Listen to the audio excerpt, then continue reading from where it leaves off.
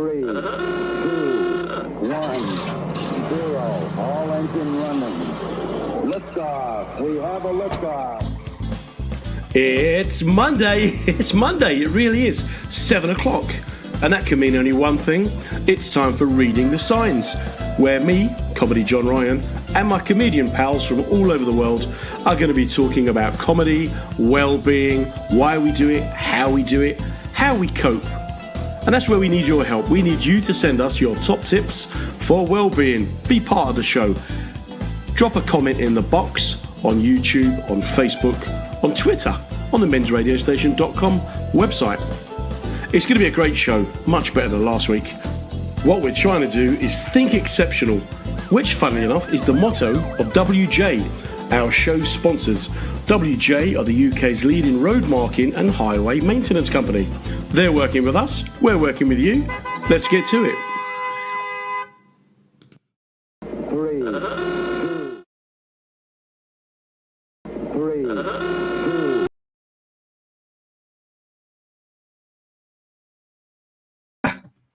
Hello, I've got a slow mouse. Who else could have such a problem? Welcome along to Reading the Signs with me, John Ryan, September 6th, 2021. I'm still struggling with that 2021. I watched a film last night set in the roaring 1920s, and it seemed all like really cool and exciting, and you know, the Charleston and all the razzmatazzy kind of little hats and the men in suits and that. And then you look out the window in 2021 and it's like, oh, all right, yeah, it's another day, really, isn't it? It's just, yeah, okay, yeah, we can do that. How's your week been? What's been going on? Tell us what's been happening in your life. As always, we have got a fantastic guest. He's going to appear somewhere at some stage. So what's happened to him? We will be discussing all things comedy, all things mental well-being, all things mental health. Just chatting, really. What more do you want? Just two blokes talking. Good morning to any of the lads in the depots for WJ who may be listening on a podcast or in your vans or wherever you're listening. I like to think you got clothes on, but if you're sitting starkers in your bath, that's all right. As long as you're not sitting starkers in a van or a depot, that's the main thing. So tell me, yeah, what's been going on? If you're out there, if you're listening, do let me know. Put a little comment in the box. That would be really good. That'd be nice to know that I won't be able to have people singing, "You are not alone." That's what I want to hear. I want to hear there's people out there listening to me. That's what I need to know. It's going to be a really good evening. It's going to be a great show. Steve Jameson, my guest this week, is a phenomenal talent, a really, really lovely man. I'm sure you're going to enjoy listening to him, listening to all he's got to say. He's been around for years, so he knows his onions. That's all good. I've had quite an amazing week since we were last here. So since last Monday, I got lumbered on Tuesday with that trip to the DIY store, which wasn't the best thing I did last week. I'm not going to lie. It starts well, doesn't it? Let's go for lunch. She says, let's go for lunch. Ends up you're traipsing around looking at bricks and wood and lamps. Hey ho. But it was out in the sunshine. How have you been enjoying the sunshine? Do let me know. A couple of people have noticed the markings on my neck get more pronounced as we get into the sunshine. This is my vitiligo, as it's called. Vitiligo is an autoimmune deficiency whereby I'm so greedy that my antibodies are eating my melanin. So over a period of time, lost all my skin pigment, which means, of course, I don't sunbathe or suntan. But, you know, there's worse things. Sometimes you'll see people, especially if they're from an Asian or Afro-Caribbean family, with really profound and pronounced markings. But for me, it's just this time of year for a few weeks, you see on my hands and my face, my neck. I'm a white man. Who knew? It's not a problem. For some people, physical conditions can be quite debilitating, can be quite upsetting. But for me, I don't really look in the mirror. As far as I'm concerned, last time I looked, I was a 7-year-old cute boy with no front teeth. So I'm more than happy to live under the misguided delusion that that's what I still am. So if you're out there in Facebook land or social media world, then do please, just leave us a little hello. Let us know that you're there, that you can hear me, that you can see me. Be great to get some interaction going as the show progresses.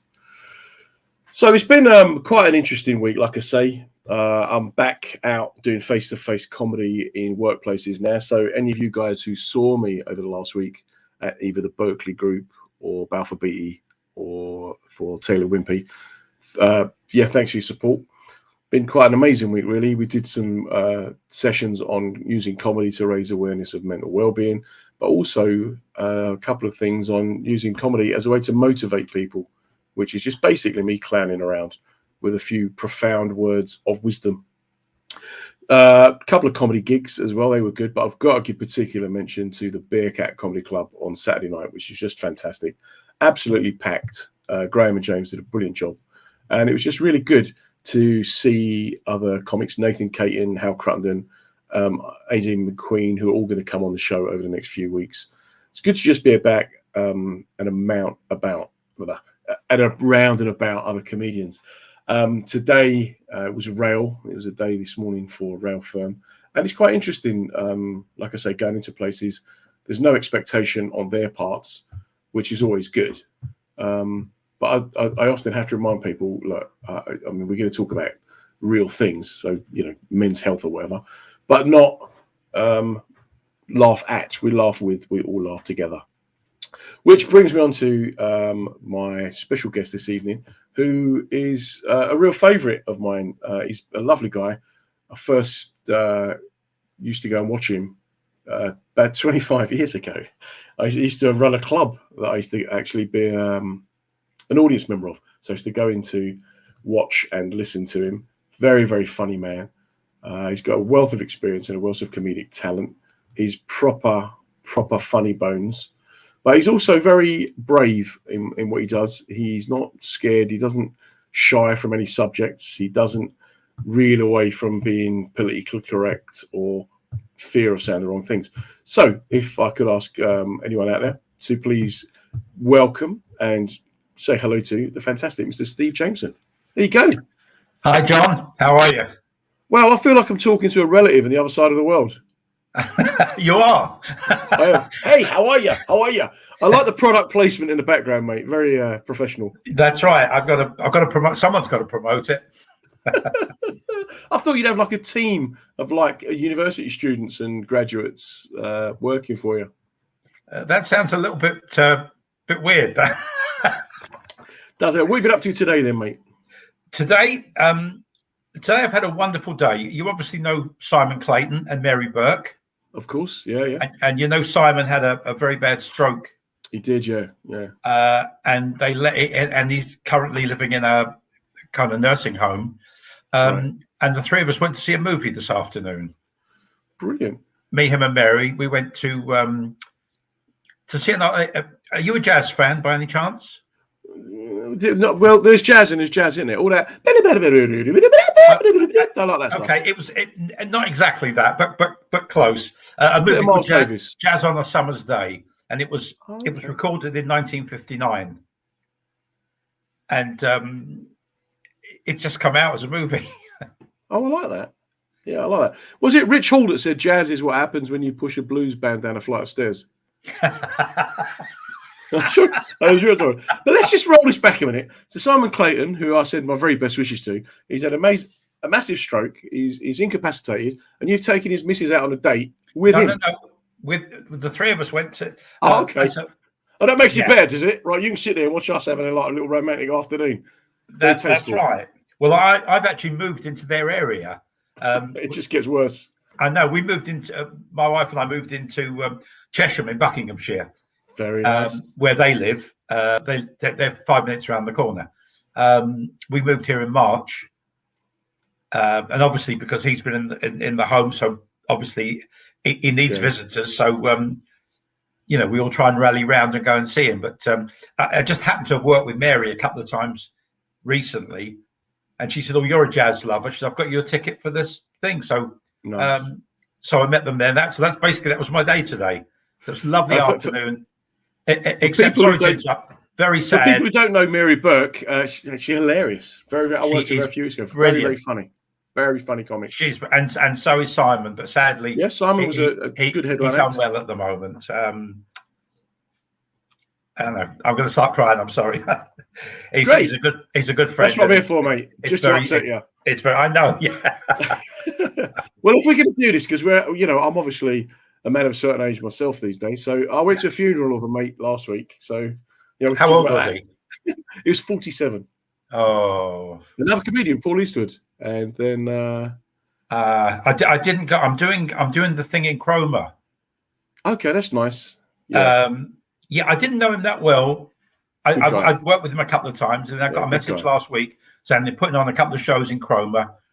Would you be up for it? And I well, yeah, obviously I am. No, that's great. Well, that's just how it is, mate. But we're all becoming more aware of our mortality, I think. Listen, I'm going to be 75 in a couple of months. You're going to be about 90 a couple of weeks after that, mate. Well, Sol's going to be. I was thinking of his increase because he's been 88. He was 82 for 14 years or something. Then he's been 88 for 3 years or something, and I'm guessing. But nobody believes he's 88. So what am I going to say? He's 90, 91. It kind of makes no sense, but then again, it does. It doesn't matter.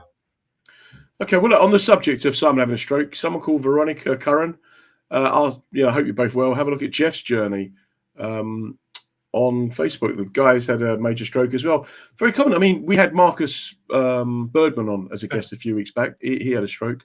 He's had 2 strokes, hasn't he? Yeah, well, he's always got to go one better, that bloke, isn't he? I know. Always got to get an encore. It's all me, isn't it, with him? What's he all about? But it's interesting. We can move on to that health stuff. But I wanted to ask, why did you decide to become a comedian, mate? I'll tell you why exactly.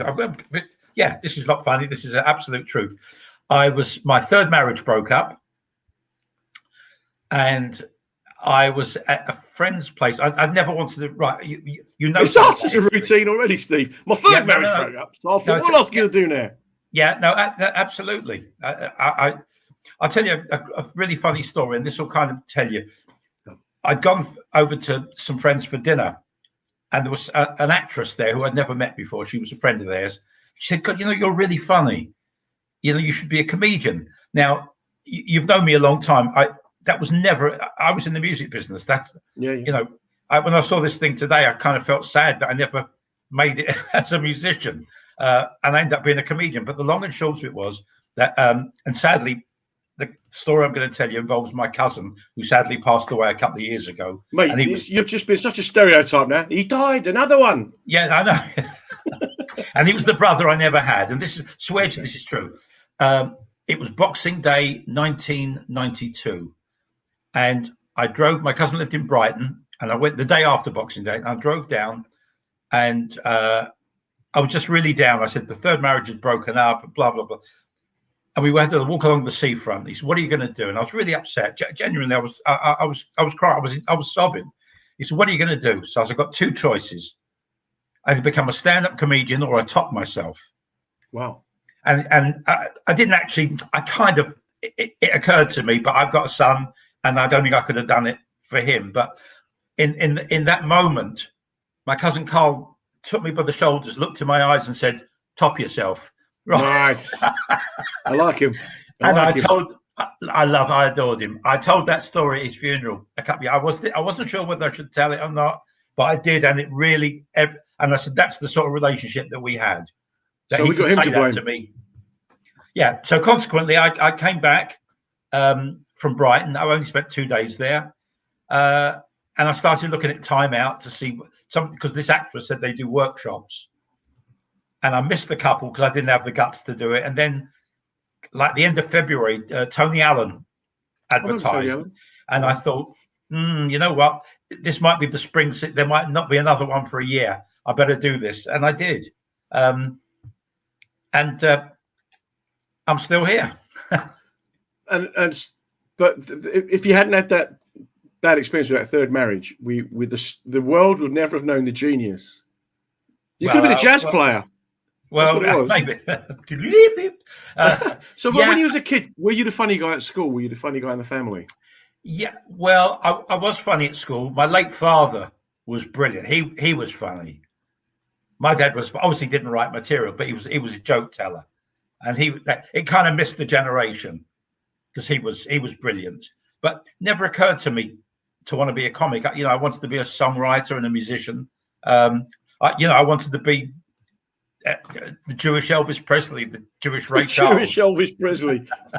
And right at that moment, Steve Troop, who's a regular listener, joins in. This guy's stories, mate, would rival yours. Good evening, really? Steve. Thanks for coming along. There must be a Jewish Elvis Presley tribute act.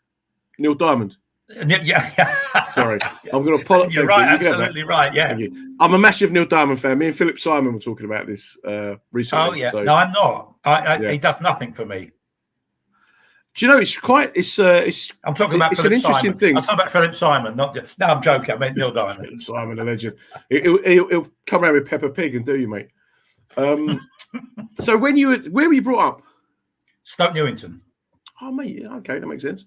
Because I was from Hackney Downs, so I know. Now, didn't we have a chat about me going to Upton House in Homerton? Yeah. And there was some connection with you and I went Hackney Downs. My mum was a cleaner there. Obviously, years later. But, right. But that was in the days. So when I went to Hackney Downs, we were there'd only been like a comprehensive school there for a few years, like 5 years or something.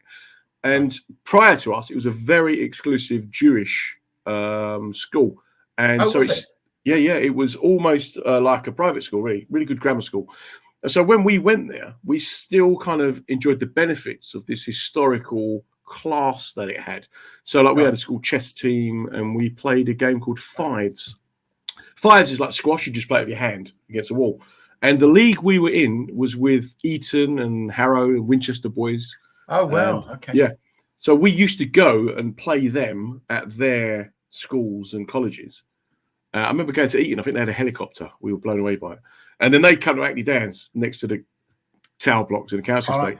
And one of the funniest things I ever saw was there was a guy in my year who was a bully, right? Thought he was a bit hard. Yeah. He was a bully. And his name was David. And we went to Eton and he was just really throwing his weight around. And this guy said to him, I'm sorry to have to ask you could you reconsider your behaviour? And he goes, I ain't going to reconsider that. I ain't scared of you. And the guy said, well, I'm awfully sorry about this, but we're going to have to, ask you to behave or I'm going to make you behave. And then we watched this little boy beat the crap out of him. Really? And then his friends invited the rest of us to have some as well. And we were like, no, thank you very much. Thank you. And on the coach on the way back, our teachers roared laughing. They roared laughing. And they explained to us that all the boys there did boxing. And Dave was at the back, you tell anyone, right? That's it. That's it. So it's always the thing about never judge a book by its cover. Absolutely not. I know. So when you left school, what did you do to start with? What was your job? I was a barber. Mate. And I'd worked in barber shops from the age of 12. I was like a lather boy, the old-fashioned days. Well, in fact, the haircut's back, isn't it? The short back of the sides is back. Yeah. But funny, I worked from... Never left. Well, it did, but it's back, certainly back now. Oh, you? Never left, mate. Yeah, and I did that from the age of 12. In fact, I had the raving needle on my bar mitzvah day. I had to take the day off. And I lost my half a crown, my wages that I got that day. Mate. Faith, you'll get your reward in the hereafter. I know. Mate. Anyway, I left school on a Tuesday, and I started work on the Wednesday. I worked in the barbershop for three years. It was always the dream to be in the music business. Anyway, that was the dream. But family liked you to have a trade, and at that time I didn't know how to get into the music business anyway. Well, I could see that. So, look, before we go any further, let me just give a warm welcome, say hello to anyone listening to us overseas on the podcast or through Deluxe Radio or on the website. And big thanks to WJ who sponsor us. They're showing a real commitment to well-being and just promoting messages of positivity. Steve, he's off. He started. He's got some great stories, Steve Troop. Saturday night, someone smashed a glass bottle and threatened to use it on me. So I threw a pint in his face to confuse him. Then me and the other doormen took him to the ground. So Steve, good for you, Steve, has gone from being homeless and unemployed to now he's got a job. He's married to a gorgeous woman who's royalty. She's got like an MBA, I think it is, Steve. Do correct me. Wow. He's got a little boy. Life is, but he's constantly up to something. I'm trying to get him to write a book, but he's, the difference between being creative and creating are a massive gulf, which you've breached so successfully, mate. Tell us about your music career. What can I tell you? Okay, in the 60s, well, you was a superstar, mate. That's what you got to tell us. No. I've had a couple of minor hits, but then again, that's a couple more than a lot of people had. So I shouldn't be, blasé about it. In the 60s, I was with a double act called The Truth.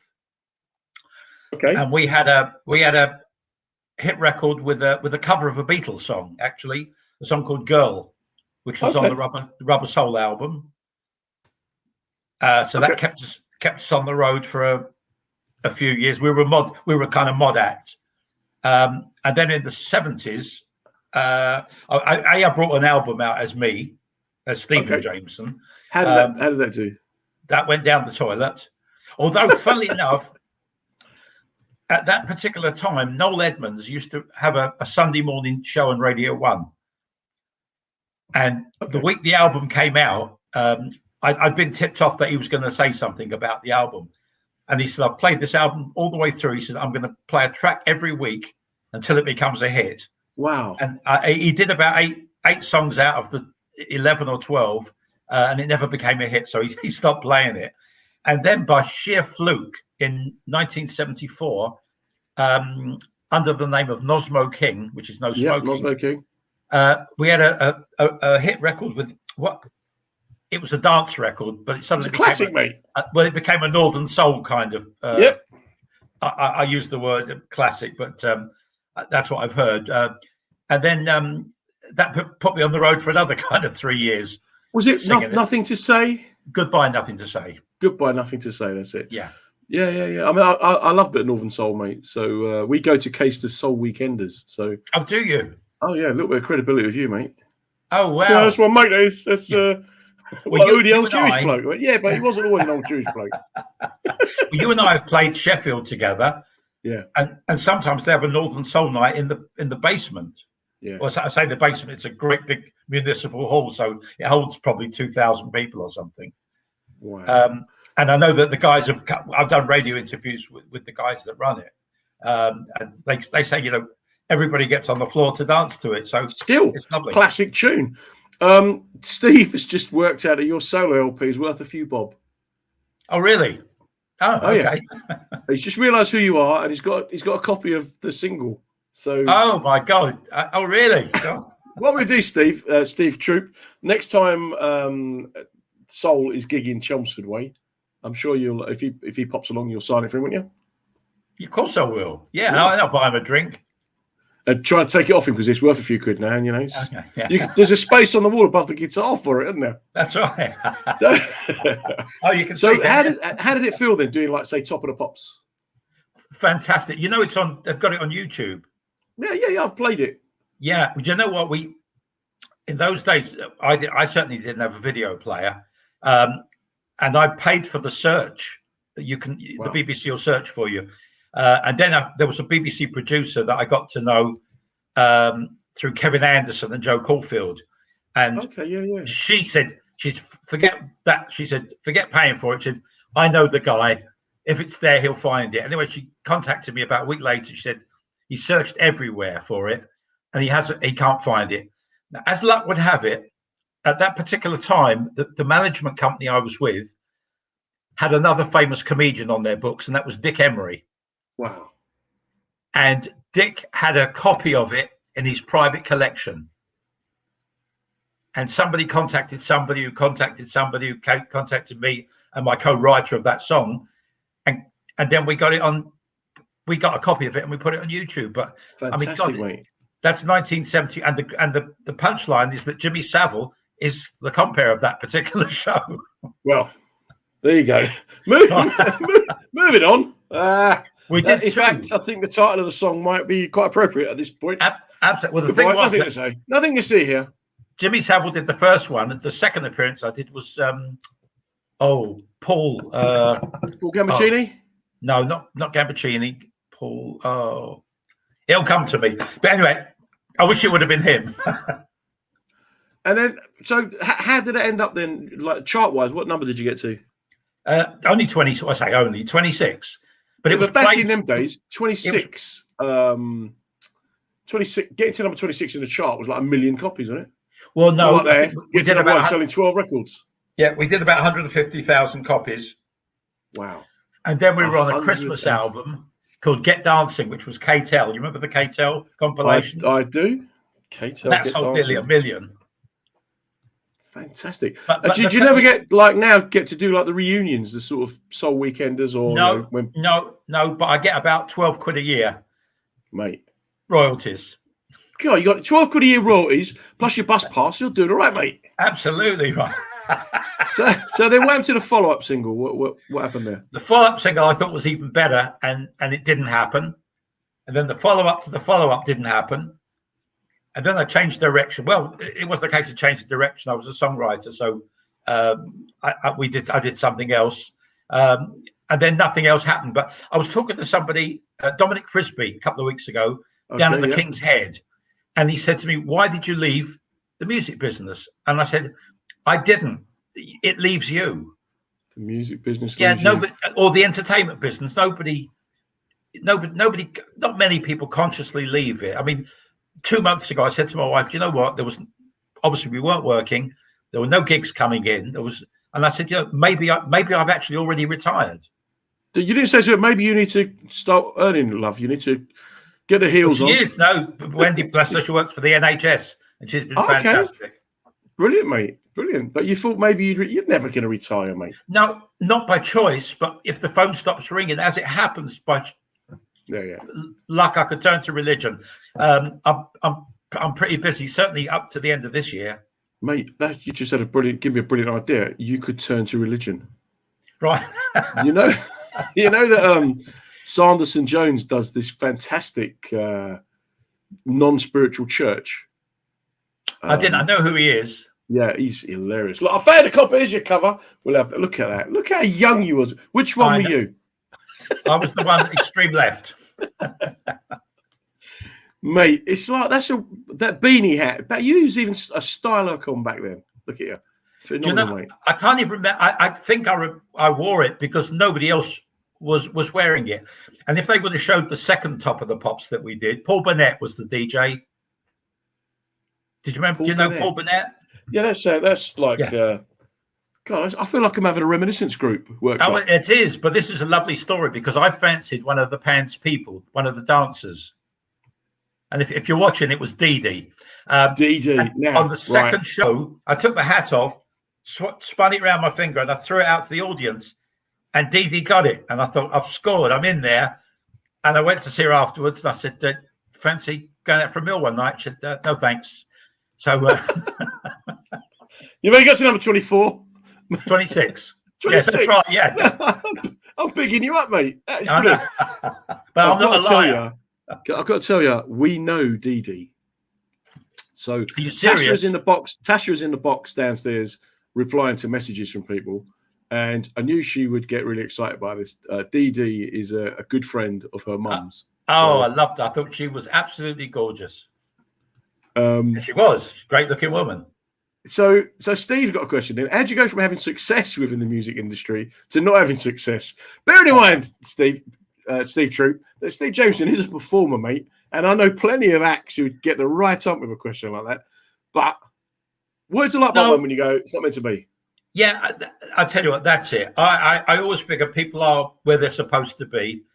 I kind of met a woman. She fell pregnant. She fell, did she? I don't know who the father was. Tripped. Mate, can I just say there is a history of not knowing who the father is in Jewish families. Really, isn't there?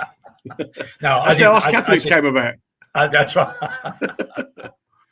It's very weird because I tell you what, I think I have a knack of kind of settling in to the circumstances. Okay. I think, and I kind of think that's kind of kept me, as mad as it sounds, that's kind of kept me sane. I go, that's happened. Okay, I've got to go along with that. And I ended up from being on the road and being a singer, a songwriter, and a musician. I was a painter and decorator for 3.5 years. Wow. which I had. That wasn't the plan. When would that have been? That would have been around about 70, 78, 79, 80. Around that time, my dad claimed that he worked on a building site with Eddie Grant, who was a painter and decorator. And my dad claimed that he was responsible for the song "I Don't Want to Dance," because Eddie Grant always had the radio on, and he was always singing and writing songs. And he was going to my dad, "Why don't you ever dance, man? Come on, there's a tune." My dad's like, "I don't want to dance," and that's where he got the inspiration from. Oh, really? Yeah, I don't know. I mean, I loved it as a story. I hope it's true. Yeah, I think Eddie's got a studio now. Is he in Barbados or somewhere in the Caribbean? Because he actually had one in Stoke Newington at one time. Yeah. Wow, great. So then, so the music stops, and then you start painting, decorating. Yeah, and then through some friends, somebody offered me a job in the packaging business. Guy was running a business with his father, and the father was kind of semi-retired, and he still wants somebody to come in and kind of help me run the business, and thought I might be the person. And I know you'll know the expression, and maybe Steve will too, but you know, when you've got a face for the game, you know, when you go into a business and it was the carrier bag business. I knew nothing about printing. I knew nothing about carrier bags, but it just worked for me. We dealt with a lot of retailers, menswear and women's wear, and I suppose being Jewish, I have that kind of background, and it was just easy. And I did that for about 15 years. 15, 16 years I worked at that, and was out of the music business, had no thoughts about doing comedy. And as I say, then that third marriage broke up, and I was thought, I've got to do something, and I did. And I won't say I've never looked back, because I've never really made much money, but nonetheless, I don't think any of us go into the business for money. That was never a reason in the music business or comedy. It wasn't even a consideration. I just thought, well, I'll try it, because it would be nice to be. I'm a narcissist, I suppose. We all are. Mate, got to be a touch of it, isn't there? Got to be a touch of it. I think that's the bottom line. It's certainly not money. Yeah. So just for people just joining us, thanks for coming along to Reading the Signs with me, John Ryan. This week, my guest is the legendary Steve Jameson, former pop star, top comedian, plastic bag, boxer, upseller, a man, barber, done it all. Decorator. He's a painter, decorator. If we were in McDonald's now, they'd need a bigger badge for all his little stars. Minicab driver for a year. Hang on, yeah, troops off. Yeah, he's awake now. He's awake. The packing business wrapped up his career. You're right, Steve. He's on it. Everybody wants to be a comedian. If you are listening to us on Spotify or on any of the podcast channels, do leave us a comment. Same with YouTube and Men's Radio Station website. Steve Troop, I've tried saying to him you should be a comedian, you're right. But, you know, there's a difference between being funny and being a comedian. And one of the things I struggled with when I first started doing comedy was the fact of how unfunny most comics were. I really did have issues with that. I had Steve Gribbin on last week, and we were talking about the first time I saw him was at the Meccano Club. Right. And so for me, the first time I got a gig for you, it was like it was a big deal. And he was a big player, mate, big player. He knows people. Yeah. And Delphine, who managed me at the time, said, "Look, this is a big gig for you, right? So don't muck it up." I'm like, "Oh, all right, then I'll try not to." And anyway, the first gig I did for you, which was down by Laburnum Boat Club, I remember, down by Islington Basin, because it had moved venues then. That's right. Yeah. It was actually a Belgian beer bar. There you go. And you said, actually, I think it was a gay bar originally. Then it became a Belgian beer bar. And now they knocked it down its flats. Yeah, well, that's what they've done everywhere, isn't it? Really. Yeah. But what was interesting was on the Monday, she rang me up and said, "How did it go?" And I said, "Yeah, I think it went all right." And she said, "Okay, well, I've got some feedback. Yeah, he's fine. I've told him that if he's stuck, you'll drop in and host it." And lo and behold, the following week, I hosted it again. Oh, really? I did, yeah. I'm like 2 in a row. And where was I? That kind of, well, this was the thing. You then popped back because you gigged somewhere to watch me, and at the end of the night, I didn't know who you were. you came up to me and said, "Well done tonight, son." Oh no, please! I know. Yeah, he goes, well done tonight, son. You was very funny. I said, thank you.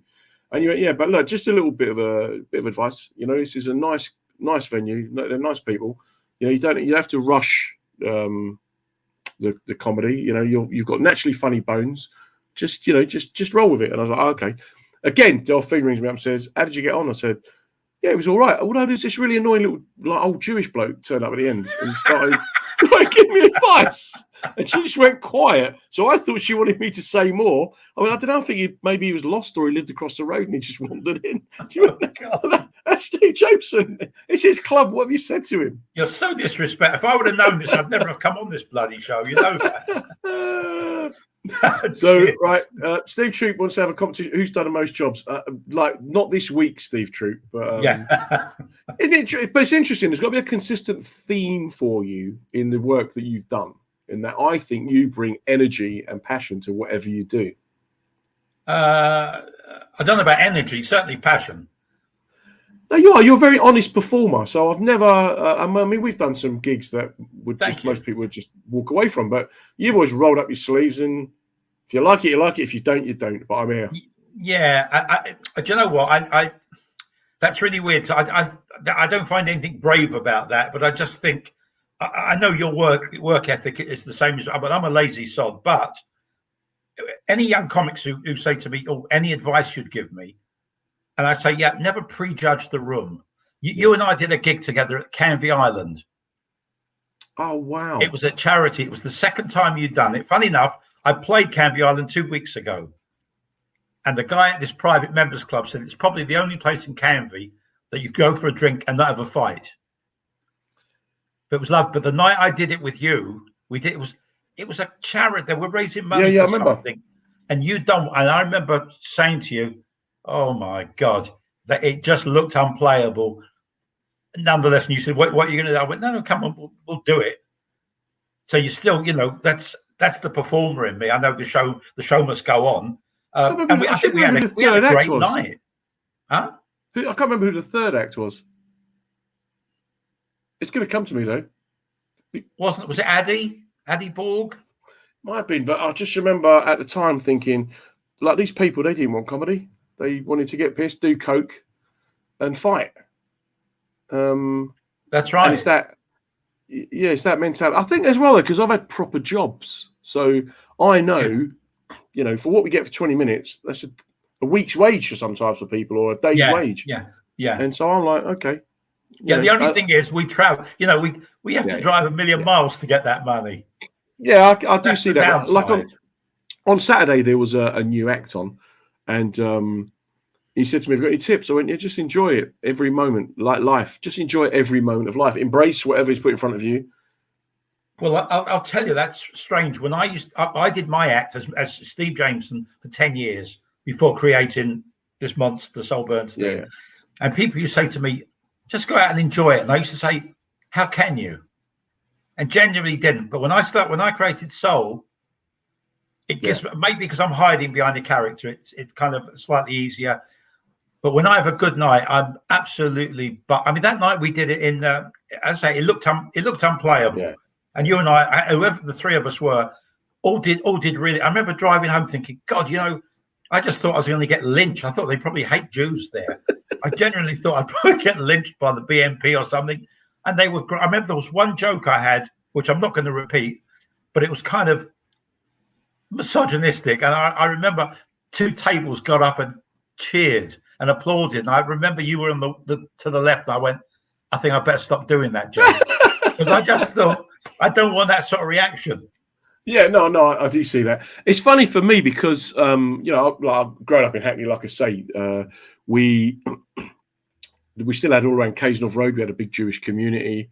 Well, I lived off of Cazenove. I lived in Fountain Road. I was born in Alcombe Road. Were you? Just around the corner. There you go. And I was best man for a Jewish guy at his wedding. And I may have mentioned this before, but I always remember just desperately trying to learn like little practices and things just to kind of have a bit of credibility. And in his speech, his dad said, I'd like a special thank you for this little Gentile here. He's tried his best, but son, you're born with it. And so anyway, I'd done a gig then at the JW3 Centre in Finchley Road. And I did it with Mark Dolan, and I went on first. Right. And Gareth Berlin, a great act, hosted it.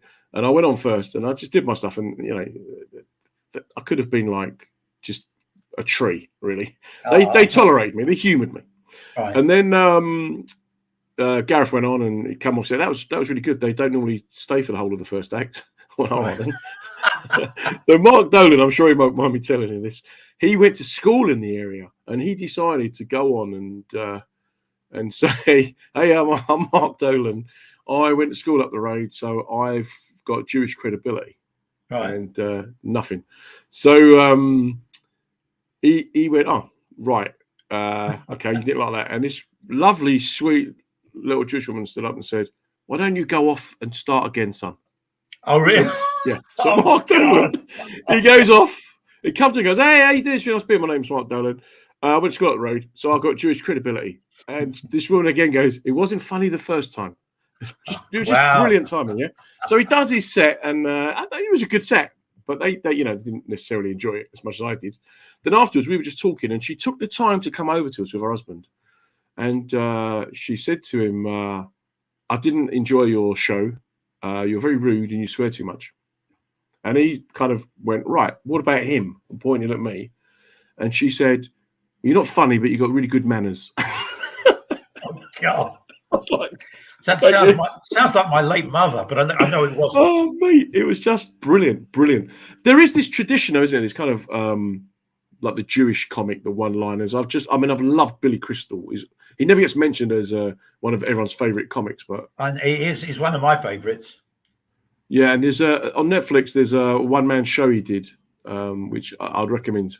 Yeah, it's actually Amazon Prime. Amazon Prime, yeah, okay. It's the one-man show he did about his father.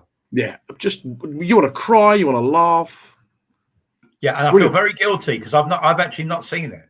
Yeah, no, I'll recommend it. Well, do you think then that as part coming from that culture, is that culture now ending? Is that now dying out? Is there?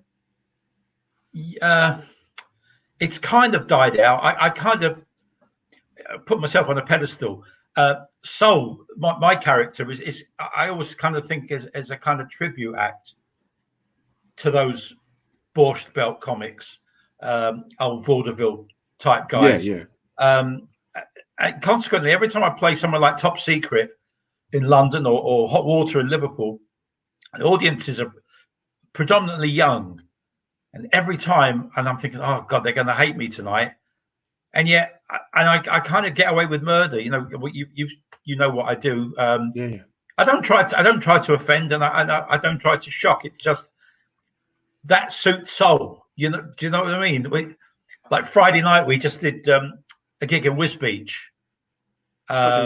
for little Kai Barron, and it was John Mann compared, Mary Burke on first, me in the middle, Arthur Smith closing. Wow. And it's a great story because it was a caravan park, and all the punters in the audience were locals. They weren't from the caravan park. But it turns out that the husband and wife that own the caravan park, bless you, the guy's sweet, is lovely. The wife really objects to swearing. And apparently the first show they did, Mitch Benn was on. Not that I've ever known Mitch to be a big swearer, but he said the F word, and apparently she stood up and went, "Excuse me, could you say bloody instead?" So you can imagine John Mann went on and he was effing and blinding. Mary went on. She was effing and blinding. Then there was a break. Then John was back, and then me. And there was this lovely moment where I had this young girl. I said, "Can I do an experiment with you?" And can I say what I want? Anything I want to say, swear wise? It sounds really funny. And I said to this girl, "Would you help me do an experiment?" And this man said, "She's my daughter." And I said, "I don't give a fuck who you are." I said, "And if that little bitch comes in, I'm going to fuck her right up too." This was the woman and the 150 people went berserk. It was just, and the husband was there. He was good as gold. He was fine, but we had such a laugh. But I mean, just all the locals. I spoke to somebody afterwards, and so did John Mann. and they were saying, oh, she's a real pain, this woman. Just Yeah. But you've got to play to what's in front of you. At which point, Steve droops off again. Where we're talking about the lack of those traditional Jewish comedians coming through, and Steve's taken is they always seem to get passed over. Yeah, well, it's Rosh Hashanah, not Passover now. Is that what it is? There you go. Yeah. You put him. That's a put down, Steve Troop. You've just been smashed, mate. Just take it. It's interesting for me though that because very often I'll get asked if I can swear because I can do an hour clean, and I know you can. I can't. And then when there's a host, so when I'm hosting, sometimes one of the other acts go like, "Can you just prepare them?" Because if you go on like Mary Poppins, absolutely. And that's an art in itself, isn't it? Just to be able to swear because your words, although you swear, it's just not scattergun, is it? There's a purpose. There is a. I hope not. I think with soul, bearing in mind he's supposed to be 88 years old, it's that kind of. I always kind of think the audience, that younger members are saying, "Oh, it's our old uncle or grandfather. He's a bit politically incorrect, but he's all right. He don't mean any harm." And I think there's always a twinkle in my eye and a smile on my face. So. If I insult somebody, they're not insulted. Do you know what I mean? Well, yeah, but you get away with that because the character is so well defined, and you wear a suit. Well, you look smart. Yeah. Oh, yeah. No, that's. And this is another thing. This is a proper Hackney thing. There, you always got clean shoes. I've always highly polished. Yeah, I will always go this. So you and as a female comic called Abigail. Yes, I worked with her about 3-4 weeks ago in Glasgow. I introduced her once as having the best shoes on the comedy circuit, and she spent the whole time referring to it. She had these amazing, incredible shoes on. But then afterwards, she said, I spent the first 30 seconds thinking, were you trying to put me down? Were you mocking me? But then I realized, actually, you meant it as a compliment. I'm like, I can't help it. I just notice. Yeah, doesn't she wear like highly patterned DMs and stuff like that? Just, all good. But that's the thing, isn't it? It's about you prepare your character and your comedy, and it's all thought through. You wouldn't just turn up in jeans and a t-shirt.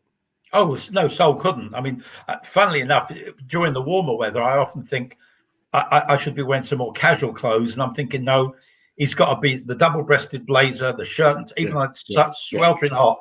He wouldn't go on stage without the tie and the trilby, obviously. So tell us about your recording. What is it? Your DVD or your? Yeah, I've got an album out, and what happened was during the first lockdown, basically, it was my wife said to me, "Listen, you're always saying young comics who believe soul is soul," and I said, you've been doing this for like 70 years. Do you remember any of the old jokes? So basically what I did on Facebook and Twitter, every day I did an old joke. Yeah. Just recorded it, like we are now in character. I can see you've just got it up on the corner. It's very slick, mate. Very professional. Yeah. Oh, brilliant. And what happened was I got approached by a company called Redbush. And they said, well, how would you like to do an album of old jokes? And I said, yeah, I'd love to. So we did it, recorded it. They said, do 5 minutes, record it on your phone, and let's see how it is for sound. If it's no good, we'll hire a studio. And it worked on the phone. So, you've got something like 45 minutes of joke. Just gag. Yeah, but, and nowadays old stuff. Nothing original, all old stuff. It's interesting though, because again, Steve Troop's pointing out, if you saw Peter Kay and he swore, it'd feel unnatural. Yeah. But if it's part of your character, if it adds to it, or I think for me, because I spend so much time doing, comedy in workplaces, it's very difficult. It's very difficult. And then because I've been doing the ships for like 17 years, you just get into the habit of people go, is it difficult to not? I don't generally swear a lot in everyday life. Right. Yeah, I do. And again, we can. Well, I'm a Hackney boy, aren't I? You're not a true one. No, do you know what it is? Because my mum would slap it out of us. Don't be fucking swearing. So. So how did you? Never swear in front of my mum. Oh, Never, joking. never, mate. Still there. How then do you stay mentally focused? How do you? Because we always look for top tips for well-being every week, and you're a good example of you've faced rejection, you've been divorced, you're a man of mature years. Absolutely, yeah. So what keeps you going, man? You've got so much life later. Do you know what? I kind of think, oh God,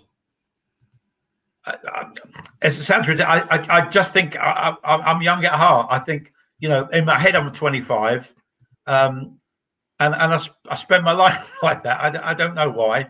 I always think like one day I'm going to be like a balloon. You let the air out of a balloon and just fizzle out and disappear into the ether somewhere. I don't know. I love life. I love my wife. I love my job. I can't tell you how excited I was, and this will sound like I'm blowing smoke up your backside, but it's true. When you sent me the message and said, "Would you do the show?" I thought, how lovely is that? John's called me and invited me on the show. I think you're great. I think you're a big fan favourite of mine. That kind of thing just keeps me going, and I just love. It's like when a comic runs a gig. I mean, whoever books me, it's always great. But when a comedian, especially when I like Andy Askins, will phone me and say, "Steve, will you come and do my?" I think, oh my God, Askins is booking me, and that really is a kick for me. And I think the job keeps you young. I mean, you still look like 12 to me. I'm waiting for you to say you're getting bar mitzvahed when I make a speech. Never, mate. My mum was very definite about that. Never change your religion. I'm like, all right. It's way down on my list of. Yeah, I think this business keeps you. Yeah, I think all of us. How would you fight? So, what would you give to someone who maybe is struggling or things are not going their way? What would you give as a bit of advice or as a tip?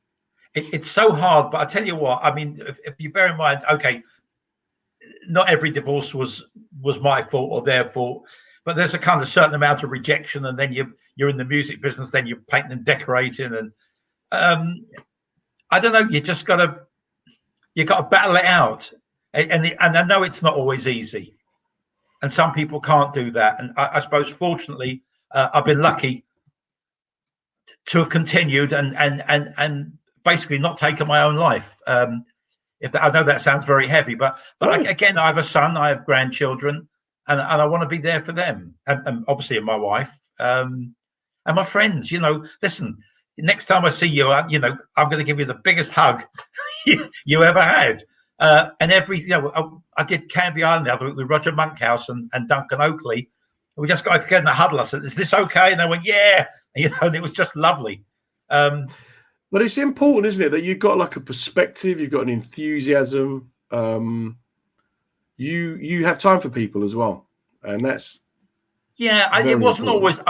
It wasn't always that way. I was a bit of a shit in the early years in the music business because I was on top of the pops when I was like 19, and I thought, "Hello, I made it." Yeah, I'm gonna get DJ to go out with me.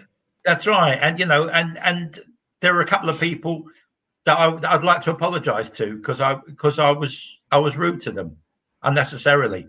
So in my older age, I don't know how people have been nice to me, and that kind of rubs off. You think, hang on a second, I was a real arsehole, but these people have been really nice to me. Let me try it. How hard is it? And then you think, hang on, there's some really nice people around, yourself included. How could I be rude to you and be shitty to you? Yeah. Or Steve, no, that's nice. Steve, who's online. I'm dying to meet him. You'll meet him. Well, mate, I could talk to you all night. It's always an absolute pleasure. I could talk all night. So before you go, an old Jew tells old Jewish jokes. You got a clean one you can lay on us? Yeah. This is one of the last ones that I found when I was kind of researching. Old Jewish guy goes to the forestry commission for a job. The guy says, "What do you want to do?" The guy says, "I want to be a lumberjack." He says, "You 90-year-old Jewish man, have you ever been a lumberjack?" He says, "Of course I have." He said, "You got experience?" He went, "Sure, 20 years experience." He says, "Where?" Jewish guy says, "The Sahara forest." Guy says, "Don't you mean the Sahara desert?" Jewish guy says, "Now." Love it, mate. Love it. Listen, you take care. Stay safe, mate. It's an absolute pleasure. Thank you. Thanks for having me on the show. Yeah, well, hopefully I'll see you soon. You take care. All the best, mate. That was the amazing Mr. Steve Jameson. An absolute treat to spend time in his company. His An Old Jew Tells Old Jewish Jokes is available on Amazon, but also via his website. I'll put the details up afterwards. If you are listening to us on a podcast, you've been listening to me, John Ryan, with Reading the Signs, brought to you by mensradiostation.com and sponsored by the fantastic WJ, the UK's leading road marking specialists. Every week we're gathering these top tips, and what Steve has come up with tonight is absolute classic. It's something that I adhere to, but it's not always the most popular way of trying to explain to people how to get through life. Life is a battle. Life isn't always easy. And sometimes I think people forget that there are struggles. What used to cause us to be resilient is now causing people distress and mental unwellness. I'm not a practitioner. I'm not a consultant or a clinician. I'm just a bloke who has managed to stay sane and keep it together for all this time. And like many of my friends, we all have tips and suggestions. If you remember, my favourite's Kane Brown with Be Selfish and Look After Yourself. Kind of fits in with what Soul's saying about battling out, because life isn't easy. And if you don't put yourself first, no one is going to put you first. Riolina was talking about managing your energy and having a day off. Don't feel guilty. If you're feeling inundated or overwhelmed, then just switch off your phone, put your feet up, lie on your couch. There's no need for you to battle on and struggle. Danny Welbeck, of course, the Arsenal footballer who I've never spoken to. Danny Postel, on the other hand, suggested making other people happy. And a lot of the time, the thing that is consistent amongst all our guests is that they are comedians who make people laugh. And in making people laugh, they're actually getting that feeling of doing something worthwhile, whether they realise it or not.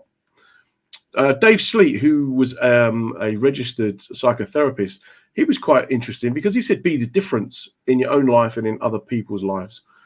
Andre King from New Zealand, of course, trouble shared is troubled halved. Talk. There are lots and lots and lots of suggestions that I will always put up for people to look at. My own tips: try and reframe unhelpful thoughts. That voice in your head is just a voice in your head. Doesn't have to be negative, doesn't have to be real. Connecting with others is a great thing, as we've done tonight, just having a catch up and a chat. Be the person that picks up the phone and makes the call. If you don't feel you can make the call, then hopefully someone in your circle will do it for you. Try and get a good night's sleep. That's easier said than done. I'm out like a light when I go to bed, but then I don't go to bed till I'm tired, and then I make sure that the room is clean, tidy, and it's not too hot, not too cold.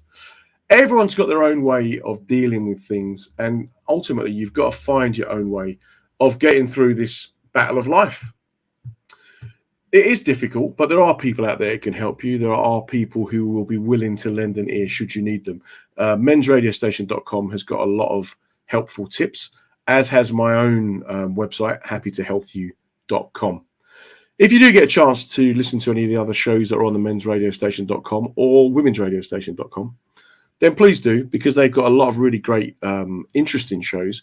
Rather than sitting in your car listening to oof, oof, oof, 1 2 1 2, going out to the big man, big man, big man, you can actually listen to people who've got something to say, and it's meaningful, and it won't give you a headache.